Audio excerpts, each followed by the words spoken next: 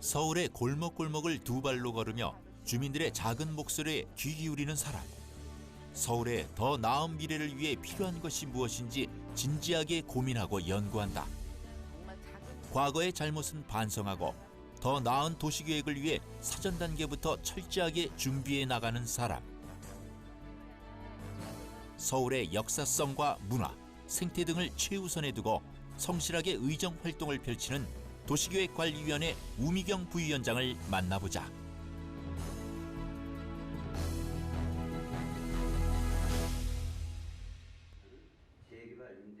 지난 9월 열린 제270회 임시회 도시계획관리위원회. 주택건축국 업무보고와 질의응답이 진행되고 있다. 우미경 의원은 역세권 2030 청년주택 공급 정책의 근본적인 문제점을 지적하고 보다 세세한 논의가 필요하다고 언급했다.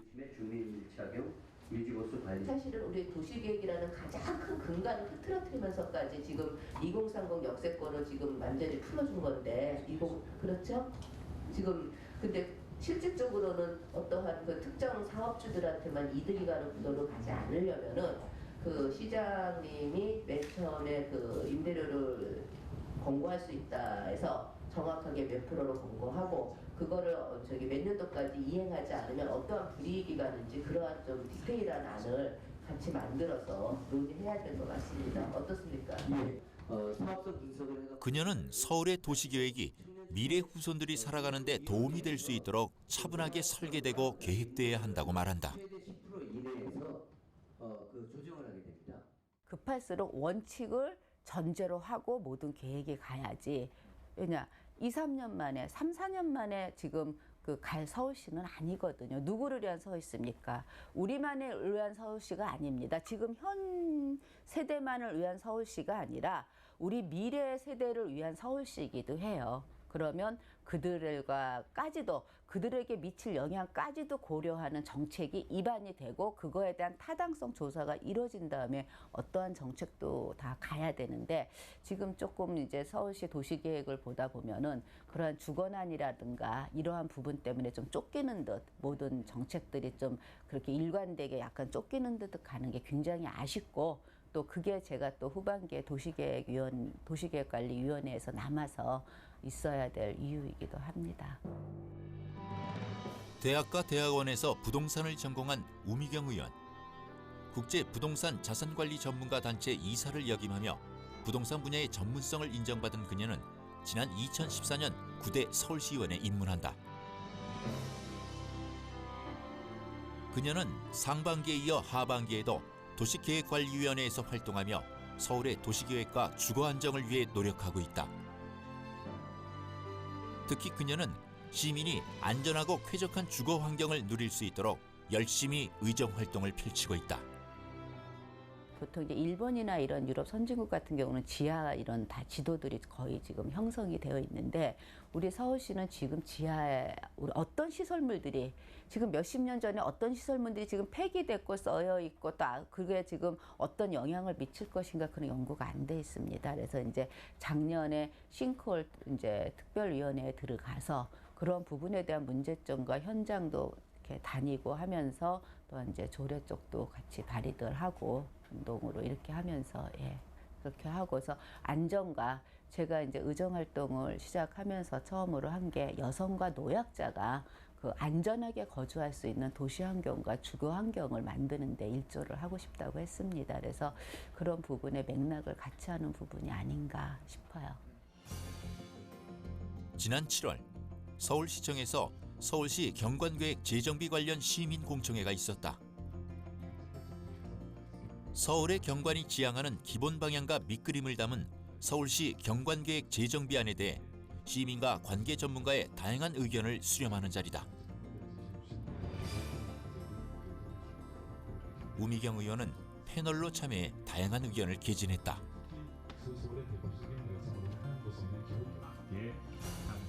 그녀는 우선 경관 심의 시 위원회의 자의적 판단 소지를 최소화할 장치가 필요하다고 말했다. 또한 시민 공모 사업 등 경관 사업을 다양화하고 시민 코디네이터 역량과 경관 사업에 대한 교육을 강화해야 한다고 말했다. 우리 서울시의 그 경관은 서울시의 정체성과 서울시의 가치를 가장 모든 것을 뿜어내고 담아낼 수 있는 계획이어야 됩니다. 5년마다 한 번씩 하는 계획이다 하지만은 이 시기에 중요한 모든 걸 갖추고 또한 그것이 어떠한 일방적 방향이 아니라 시민들의 그 또 각 지역의 그러한 특수성이 고려된 방향으로 나아가야 될 것이라고 생각합니다.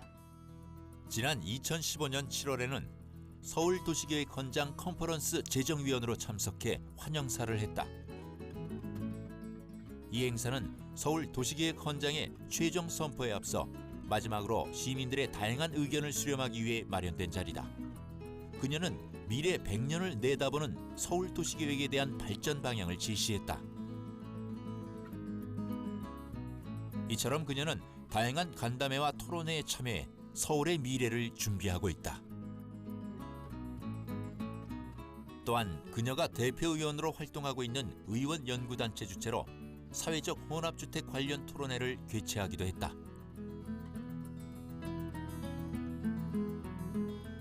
임대주택이 옛날의 고정관념으로 저질의 그러한 아주 차상위 계층만 들어가는 주택의 그러한 개념이 아니라 이제 임대주택도 좋은 양질의 그다음에 중산층들도 그걸 입주할 수 있는 그러한 개념으로 이제 변화가 필요하다고 생각을 해서 들어와서 이제 뭐 혼합주택 그러한 부분, 그다음 임대주택에 관한 이제 토론회도 참석하고 그다음에 또 임대주택 제가 토론회도 직접 또 개최도 하고 그러면서 그러한 일들은 많이 했고요. 또 가장 이제 보람 있었던 거는 이제 작년에 서울시에서 도시계획 현장이 이제 제정이 됐어요. 이제 거기에 그 의원으로서 참여해서 우리 서울시의 근간을 이룰 도시계획의 근간을 이룰 헌장 제정에 참여하고 같이 호흡하고 또 결과를 도출하고 그런 부분에 대해서 굉장히 그 서울시 의원으로서뿐만이 아니라 이 도시계획 전문가로서도 보람 있고 그렇게 생각합니다. 우미경 의원은 사업이 본격적으로 시행되기 전 단계부터 도시계획이 제대로 이루어져야 한다고 생각한다. 때문에 직접 서울 도심 곳곳을 발로 다니며 서울 도시의 미래를 준비하고 계획한다. 현실성을 무시하기 때문에 그런 현상이 된 거예요. 이것은 서울에서 가장 오래된 지역 중 하나인 용산구 후암동 일대. 지어진 지 오래돼 지역 곳곳이 낙후되고 슬럼화됐다. 하지만 10여 년간 주거환경 정비사업구역으로 묶여있어 환경 개선이 어려운 상황. 주민들은 새롭게 집을 짓고 싶어도 지을 수가 없다. 때문에 거주하는 데 많은 불편함을 겪고 있다. 주민들은 서울의 후암동이 서울의 중심부에 있는 만큼 서울의 대표 얼굴이 돼야 한다고 말한다.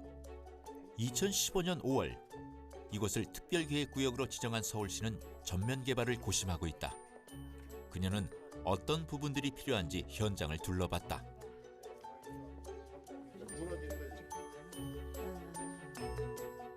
실제 현장은 당장 주거하는 것 자체가 힘들 만큼 사태가 심각했다.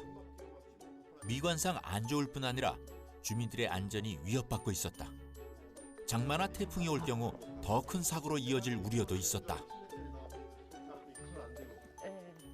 지역 주민들이 굉장히 이제 오래전부터 여러 가지 이제 민원들을 제기하고 이렇게 있어서 현장 방문을 나왔더니 생각보다 조금 더 열악한 것 같고 하루 빨리 우리 또 서울시에서도 이 부분에 각별하게 좀 관심을 기울여서 그 서울시와 지역 주민들이 이렇게 좀 뜻을 하나로 좀 이렇게 해서 일들을 좀 진행해 갔으면 하는 생각입니다. 또 물론 이제 제가 또 그 옆에서 할 수 있는 역할은 최선을 다해서 해야 되겠다 하는 생각을 했습니다.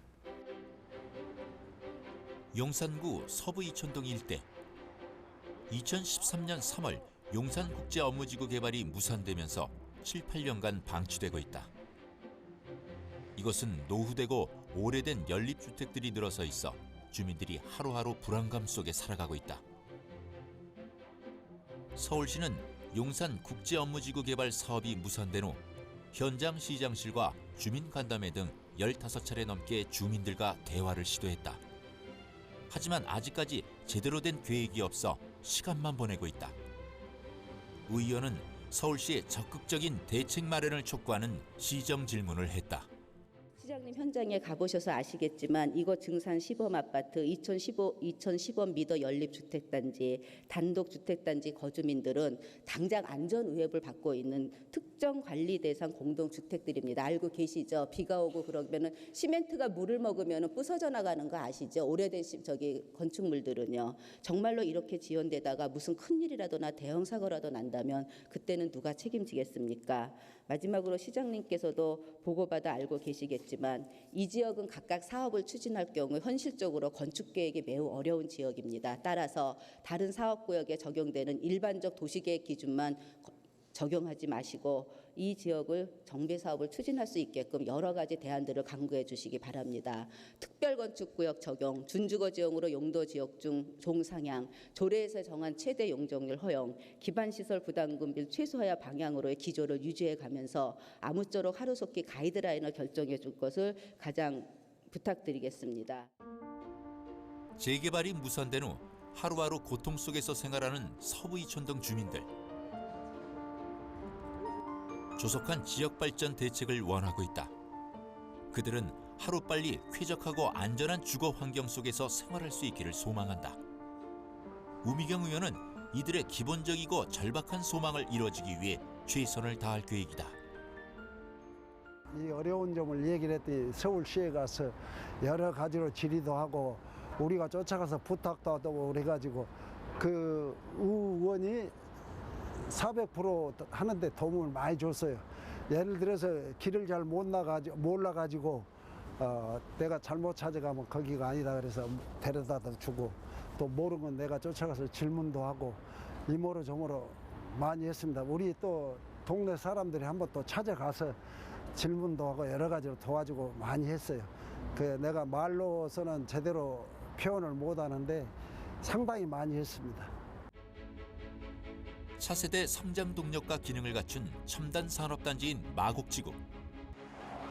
약 5, 6년 전부터 개발을 시작해 366제곱킬로미터의 부지에 첨단 산업단지와 국제업무단지, 주택단지 등이 들어서고 있다. 이것은 동부가 관문도시이자 첨단 산업과 주거가 어우러진 친환경 미래도시를 꿈꾸고 있다.